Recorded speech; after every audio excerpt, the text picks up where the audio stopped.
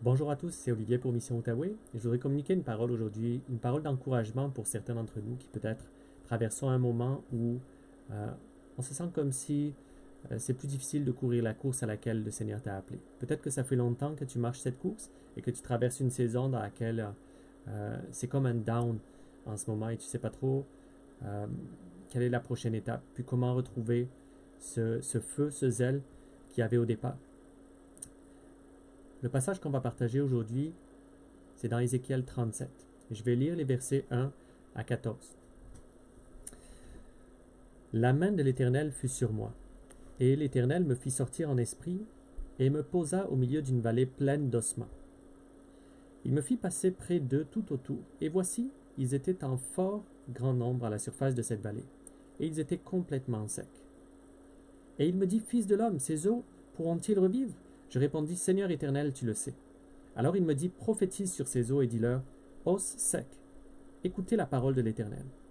Ainsi dit le Seigneur, l'Éternel à ses eaux. Voici, je vais faire entrer en vous l'esprit, et vous vivrez. Je vous donnerai des nerfs, je ferai croître sur vous de la chair, je vous couvrirai de peau, je mettrai l'esprit en vous, et vous vivrez, et vous saurez que je suis l'Éternel. Je prophétisai donc comme il m'avait été commandé, et dès que j'eus prophétisé, il se fit un bruit. Et voici un mouvement. Et les os s'approchèrent les uns des autres. Je regardai, et voici, il se forma des nerfs sur eux. Il y crut de la chair, la peau les couvrit, mais il n'y avait point d'esprit en eux. Alors il me dit, prophétise à l'esprit, fils de l'homme. Prophétise et dis à l'esprit, ainsi dit le Seigneur l'Éternel. Esprit, viens des 4 vents, et souffle sur ces morts, afin qu'ils revivent. Je prophétisai donc comme il m'avait été commandé, et l'esprit entra en eux. Et ils revécurent, et se tinrent sur leurs pieds. C'était une grande armée. Et il me dit, Fils de l'homme, ces eaux, c'est toute la maison d'Israël. Voici, ils disent, nos eaux sont devenues secs, notre espérance est perdue. C'en est fait de nous. C'est pourquoi prophétise, et dis-leur, ainsi dit le Seigneur l'Éternel. Voici, j'ouvrirai vos tombeaux, et vous ferez remonter de vos tombeaux, ô mon peuple, et je vous ferai entrer dans le pays d'Israël. Et vous saurez que je suis l'Éternel quand j'ouvrirai vos tombeaux, et que je vous ferai remonter de vos tombeaux, ô mon peuple. Je mettrai en vous mon esprit, et vous vivrez. Je vous placerai dans votre pays, et vous saurez que moi, l'Éternel, j'ai parlé et agi, dit l'Éternel. Je veux partager un mot de contexte ici simplement pour dire que la nation d'Israël, à ce moment-là, elle était dans la dispersion. Elle était en captivité, elle avait été déportée dans un autre pays, et Israël avait perdu tout sens d'encouragement puis d'espérance. Il se sentait sec. Euh, le Seigneur, à travers cette vision, communique aux prophètes qui se sentaient comme une vallée d'ossements desséchés. Ils avaient perdu l'espoir de voir Dieu agir autour d'eux. Et j'insiste sur ces mots parce que peut-être que certains d'entre vous qui écoutez aujourd'hui, vous sentez exactement dans ce même état. Peut-être que tu te sens sec, peut-être que tu te sens découragé et que tu te rappelles des jours d'autrefois où Dieu faisait de grandes choses au milieu de toi et autour de toi, mais que présentement tu as l'impression qu'il n'en fait plus. Ils avaient même, Israël, avant de recevoir cette parole de Dieu, perdu même tout sens d'identité. Ils ne savaient plus pourquoi ils étaient là. Et peut-être que toi aussi tu te trouves dans une saison où ça fait un moment que tu as couru cette course à laquelle Dieu t'a appelé et tu sentais l'Esprit au début t'habiter, te conduire, te communiquer la pensée de Dieu, mais aujourd'hui c'est comme si ces moments sont plus difficiles à vivre. C'est comme si tu as plus l'impression de recevoir les orientations du Saint-Esprit. Tu te demandes qu'est-ce qu'il faut faire dans cette saison. Je veux attirer notre attention sur le verset 7 en premier. Quand la prophétie est sortie, quand la parole de Dieu s'est fait entendre ici, tout d'abord, il s'est fait un bruit. Quand l'Esprit de Dieu commence à bouger, il va se faire un bruit, quelque chose qui va attirer notre attention, peut-être une circonstance inattendue, une connexion inattendue, quelqu'un qui se présente dans notre vie. Et tout à coup, cet événement va attirer notre attention, va retenir ton attention. Quand ce moment-là arrive, il faut lui donner son attention. Il faut prendre le temps de faire le vide, de faire de l'espace dans ta vie, dans ta vie de prière même peut-être. Quand tu vois quelque chose d'inhabituel que le Seigneur fait, un peu comme quand Moïse marchait dans le désert et qu'il a vu ce buisson ardent, la parole dit qu'il s'arrêta et il fit un détour pour s'approcher de ce buisson. Et une fois qu'il s'approcha, le Seigneur lui a parlé du milieu du buisson. Parfois, dans le courant des activités, même dans la routine peut-être du ministère, on se sent poussé, pas toujours par l'esprit, mais peut-être par simplement l'automatisme, le fait de faire les choses pour les faire, parce qu'il faut continuer d'avancer puis de faire ce qu'on fait. Mais quand tu vois l'Esprit de Dieu faire quelque chose d'inhabituel, c'est le moment de lui donner ton attention, de faire de la place, de changer ton emploi du temps pour te mettre à l'écoute de ce que l'Esprit veut te communiquer. Une fois que l'Esprit a produit ce bruit, la parole dit ici que les eaux se sont rapprochées et que Dieu a fait croître sur eux la chair, les nerfs, les muscles, tout ce qui était nécessaire, qui faisait qu'en apparence les choses étaient belles, que les choses paraissaient vivantes. Mais la parole dit qu'il n'y avait pas d'esprit en eux. On peut faire beaucoup de choses pour Dieu et au nom du Seigneur, qu'on peut bâtir et qui peuvent sembler belles même à la vue, qui peuvent sembler parfaites et complètes. Mais tant que l'esprit n'a pas soufflé, n'est pas entré dans ces êtres-là qu'il avait reformés, il n'y avait que la chair. Et peut-être que tu sens comme ça autour de toi que les choses qui sont formées présentement, même si ça a l'air beau, même si ça a l'air structuré, même si ça a l'air de fonctionner, tu ressens comme si quelque chose manquait. Peut-être que c'est simplement l'esprit ici qui n'a pas encore soufflé. Alors, quand l'esprit est venu, on lit au verset 10, premièrement, ils se tinrent sur leurs pieds. Ils se sont levés. Ils n'étaient plus couchés. Quand l'esprit a soufflé sur eux, ils se sont relevés tout à coup. Ils n'étaient plus passifs. Ils n'étaient plus, ils étaient plus couchés. Ils n'étaient plus endormis. Ils se sont tenus sur leurs pieds. Puis, quand l'esprit a soufflé, qu'ils se sont tenus sur leurs pieds, tout à coup, la parole dit qu'on les reconnut pour qui ils étaient. Eux-mêmes reconnurent ou ont pu reconnaître qui ils étaient. Ils ont retrouvé le sens de leur identité, le pourquoi Dieu les avait placés là. Ils ont retrouvé ce qu'ils avaient perdu, ce qui avait l'air d'être complètement oublié, desséché, enterré. Tout à coup, quand l'esprit a soufflé, cette identité-là, ce que Dieu avait dit au départ, ce pourquoi il les avait rassemblés puis mis ensemble, tout à coup, cette chose est revenue à l'avant. Une fois que l'Esprit de Dieu a soufflé, la parole dit, c'était une fort grande armée. Il leur manquait ce sens d'identité, car ils s'étaient asséchés avec le temps.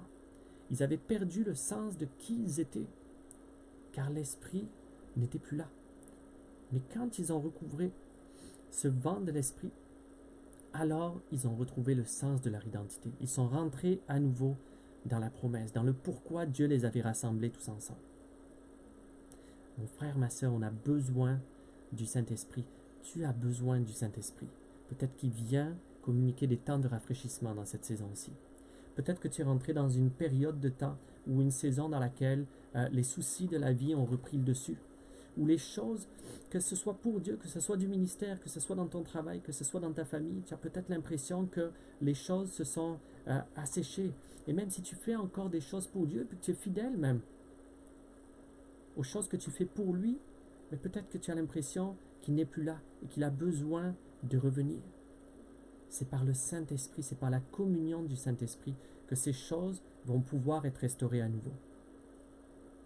C'est par ces choses que tu vas recouvrer le sens de ton identité. Et je veux partager dans Actes, le chapitre 1, le verset 8, pour dire que pour les disciples des années plus tard, c'était la même chose aussi. Des années plus tard, les disciples, après avoir marché pendant 3 ans et demi avec Jésus, Ils l'avaient vu faire, ils avaient reçu l'appel, ils avaient été commissionnés par lui, ils avaient été discipulés par lui en marchant à ses côtés pendant 3 ans et demi. Et Jésus leur avait donné une promesse. Une promesse qu'ils allaient recevoir le Saint-Esprit. Mais à ce moment-là, leur maître avait été crucifié et ressuscité. Oui, c'était une bonne nouvelle, il était vivant, mais c'était tout sauf ce à quoi ils s'attendaient. Ils ne s'attendaient pas que le maître leur serait repris si rapidement.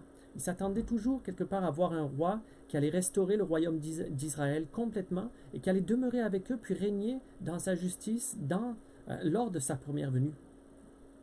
Et ils étaient, de la même manière que la grande armée dans Ézéchiel, ils se sentaient aussi secs puis découragés. Leur maître venait de se faire crucifier, le royaume qu'ils attendaient, ou le Messie sous la forme qu'ils l'avaient attendu, ce n'est pas exactement ce qu'ils avaient eu. Et tout à coup, ils sentaient un vent de persécution qui se préparait. Ils se sentaient reclus, ils se sentaient découragés, ils ne savaient pas ce qu'ils allaient faire, leur maître n'était plus avec eux. Mais Jésus leur avait donné une promesse. Dans le chapitre 8, dans le verset 8 au chapitre 1, Jésus leur a dit, « Vous recevrez une puissance après que le Saint-Esprit soit venu sur vous, et vous me servirez de témoin tant à Jérusalem que dans la Judée, en Samarie et jusqu'aux extrémités de la terre. » Peut-être que tu te sens pogné présentement là où tu es, dans la saison dans laquelle tu es. Mais par le Saint-Esprit, Dieu peut faire infiniment plus que ce que tu demandes ou ce que tu imagines. Il peut faire de toi son témoin, il va faire de toi son témoin, jusqu'aux extrémités de la terre. Les disciples, à ce moment-là, quand Christ leur était apparu, non seulement ils se sentaient secs et découragés, mais ils se sentaient piteux puis insuffisants aussi. Ils s'étaient dispersés, ils avaient abandonné leur maître quelques jours avant. Lorsqu'il a été arrêté, qu'il a été crucifié, tous ceux qui ont marché avec lui pendant 3 ans et demi, qui pensaient, même qui avaient dit comme Pierre, « Seigneur, que cela n'arrivera pas. Je ne te déserterai pas. Non, je ne ferai pas marche arrière. À qui est-ce qu'on ira ?» Tout cela, par la peur et sous le poids de l'affliction, ils avaient fui. Et quand Jésus est apparu au milieu d'eux, la première chose qui est apparue dans leur conscience, ce n'était pas la joie. Non, c'était la condamnation, la honte. Ici, ils se sentaient insuffisants pour la mission à laquelle il les avait appelés. Quand il est apparu au milieu d'eux, juste quelques versets avant, au verset 6, ils interrogeaient le Seigneur, ils lui demandèrent, est-ce en ce temps-ci, quand le Saint-Esprit, quand il va être répandu, est-ce en ce temps-ci que tu rétabliras le royaume d'Israël? Tout ce qu'ils avaient à l'esprit à ce moment-là, c'était, ok, tu viens de partir, tu as été crucifié, Seigneur. Mais quand est-ce que tu reviens? Quand est-ce que tu vas l'établir, ton royaume? Ils avaient déjà les yeux fixés sur sa seconde venue. Mais le Seigneur avait bien d'autres choses en réserve pour eux avant sa seconde venue. Il avait la promesse du Saint-Esprit pour eux. Il avait leur appel d'être ses témoins en Judée, en Samarie, jusqu'aux confins des nations. Mais eux, leur regard était simplement fixé sur la promesse de son retour.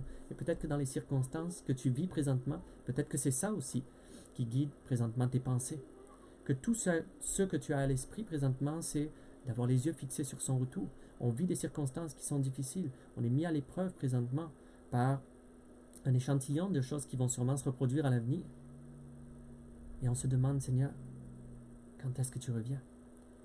Reviens bientôt et sors-nous de là. Mais au verset 14, on peut voir que une fois après avoir reçu cette promesse, ils sont retournés à Jérusalem et ils se sont mis dans l'attente de la promesse du Seigneur. Et ils sont arrivés et montèrent dans la chambre haute au verset 13. C'est écrit, où demeuraient Pierre, Jacques, Jean, André, Philippe, Thomas, Barthélemy, Matthieu, Jacques, Simon, Jude, le frère de Jacques. Et ils se mirent dans cette chambre haute pour attendre la promesse du Seigneur, pour attendre le Saint-Esprit. Ils étaient un petit peu comme cette grande armée dans Ézéchiel à ce moment-là. Ils étaient découragés, ils se sentaient secs, ils avaient perdu le sens de leur identité, l'esprit n'était pas là. Ils étaient rassemblés comme les ossements se sont rassemblés en premier. La chair était là, mais l'esprit n'était pas encore venu. Mais voici ce qui s'est passé dans le verset 14. Tout cela persévérait d'un commun accord dans la prière et la supplication, avec les femmes et Marie, mère de Jésus, et avec ses frères. Dans le verset 14, le mot persévérer, c'est le mot proskartereo en grec. Ça veut dire être dévoué à une cause. Une fois qu'ils ont reçu la promesse du Seigneur, ils se sont complètement engagés dans cette cause. Ils sont devenus constants dans la prière. Ils ont persévéré jusqu'à ce que la promesse se réalise. Ils se sont mis dans un état où ils étaient constamment attentifs.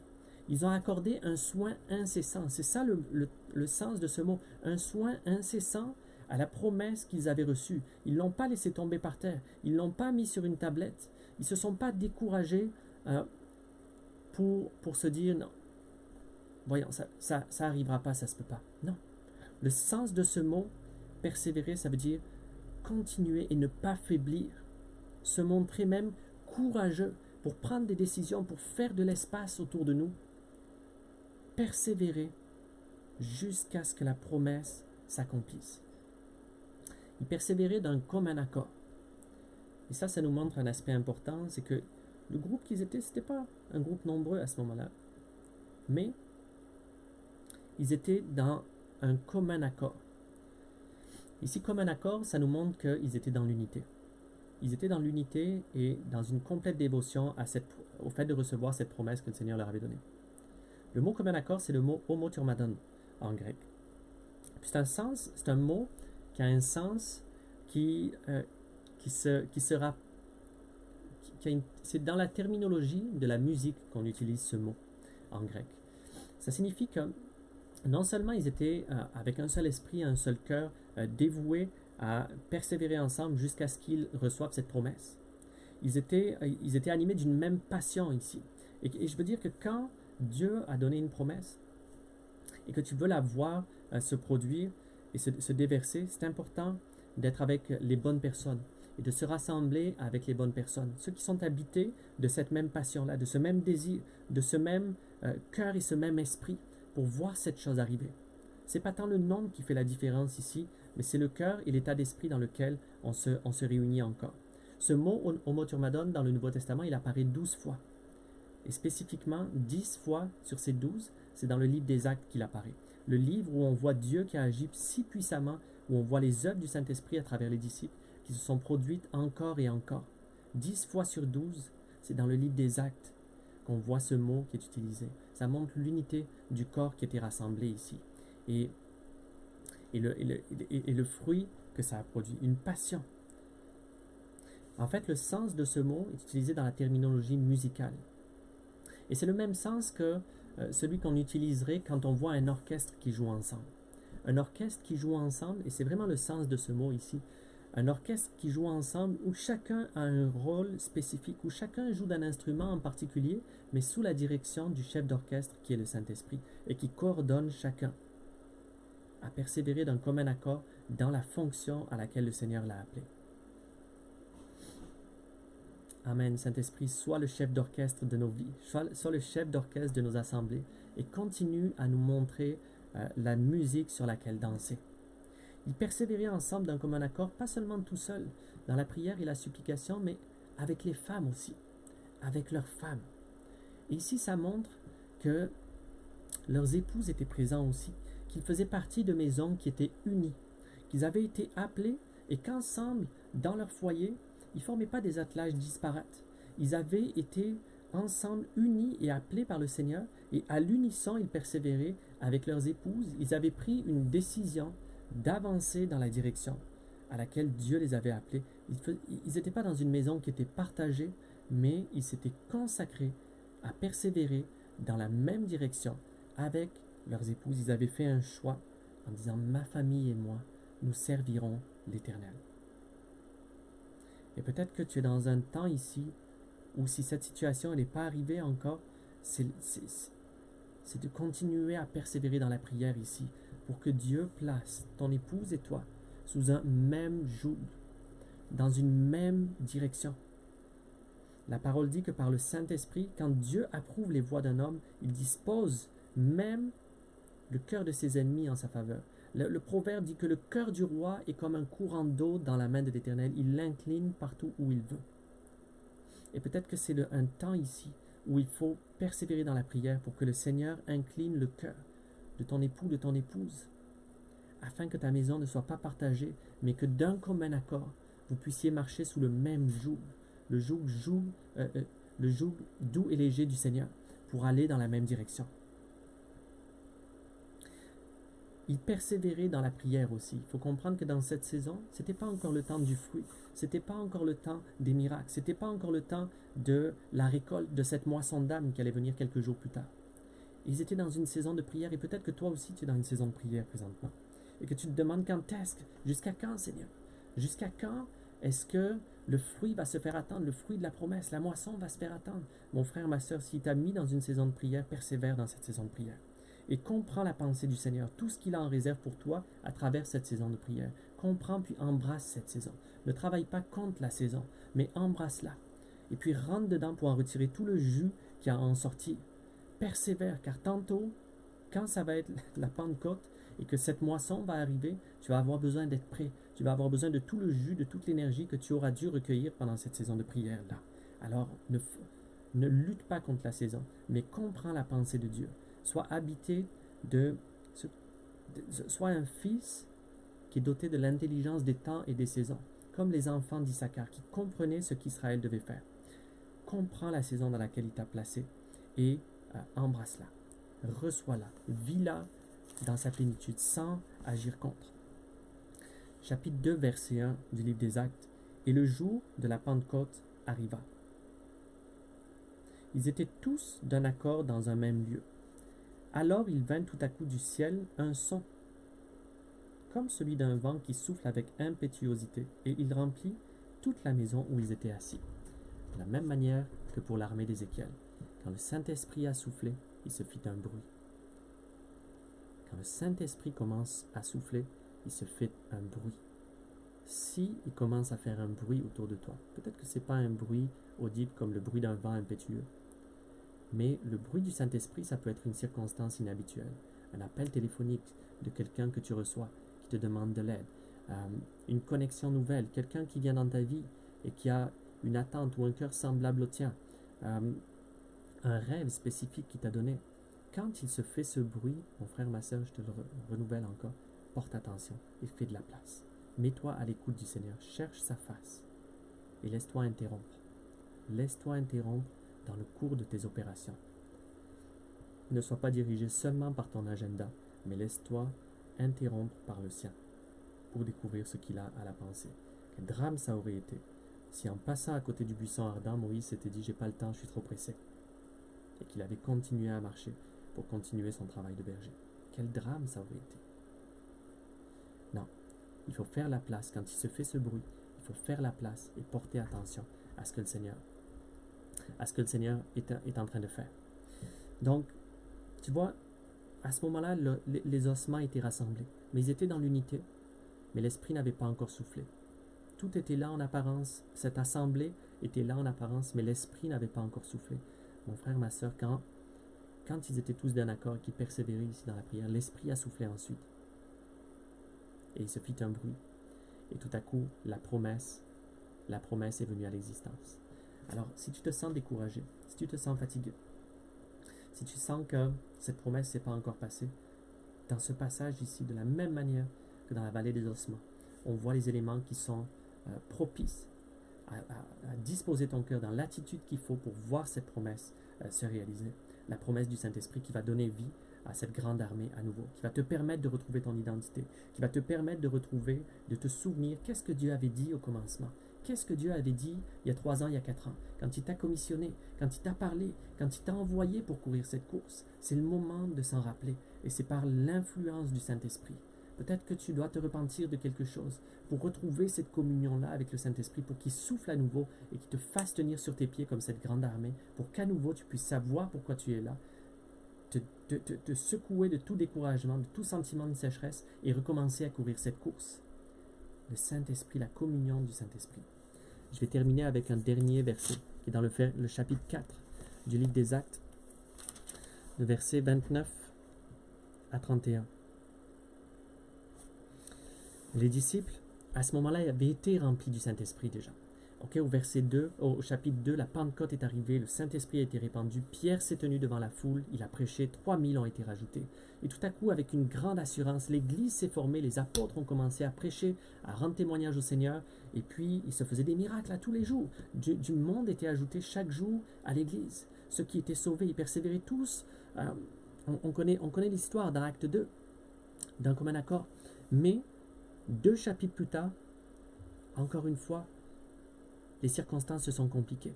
Et tout à coup, c'est devenu difficile d'être un disciple. La persécution a commencé. Et peut-être que le découragement, peut-être que la peur est montée à nouveau.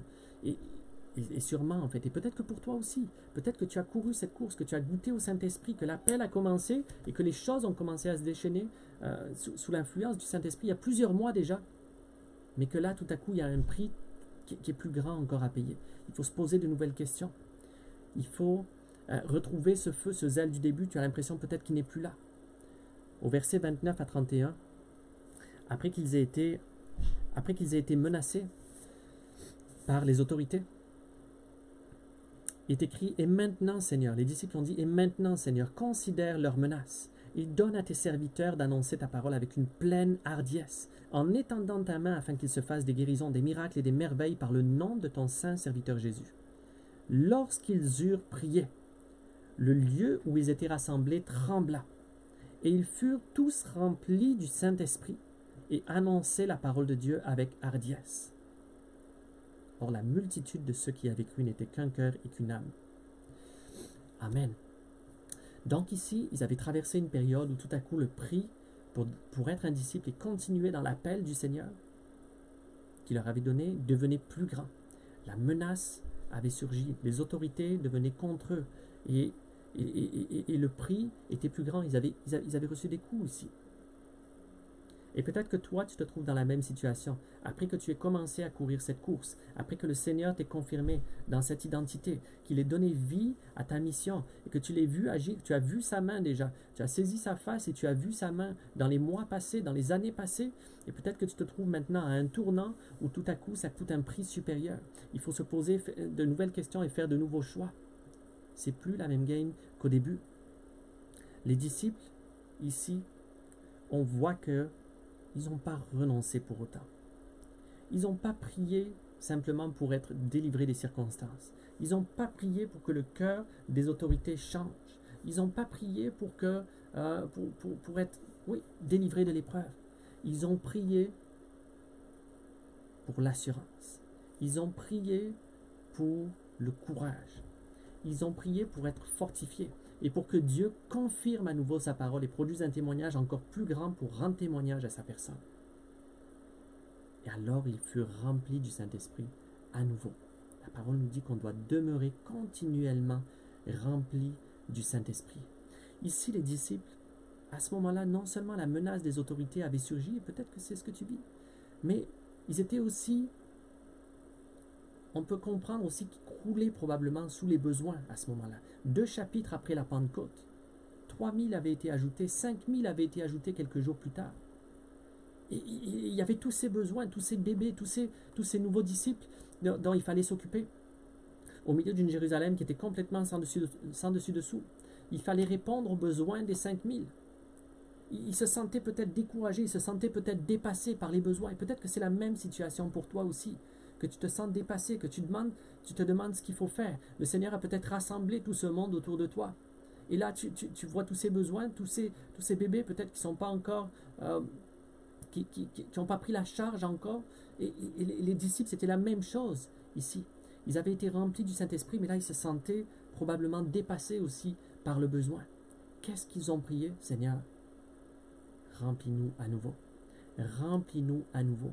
Et là, ils ont été fortifiés. Ils ont été remplis à nouveau du Saint-Esprit.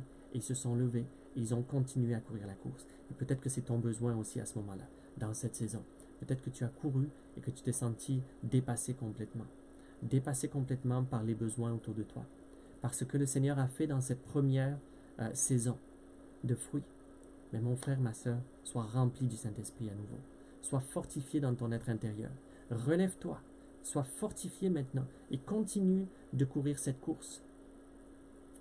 Qu'on ne soit pas des vaisseaux ou des vases qui fuient, pas qui prennent la fuite, mais qui fuient parce qu'il y a une craque. Qu'on ne soit pas ce genre de vaisseau-là, mais qu'on soit de ceux qui demeurent continuellement remplis du Saint-Esprit. Sois rempli à nouveau, mon frère, ma soeur. Sois rempli à nouveau du Saint-Esprit et continue de courir cette course à laquelle il t'a appelé. Que le Seigneur souffle maintenant sur toi, sur les tiens, sur ceux avec lesquels il t'a fait confiance et ceux qu'il a placés autour de toi, dans le nom de Jésus. Que le Seigneur te bénisse.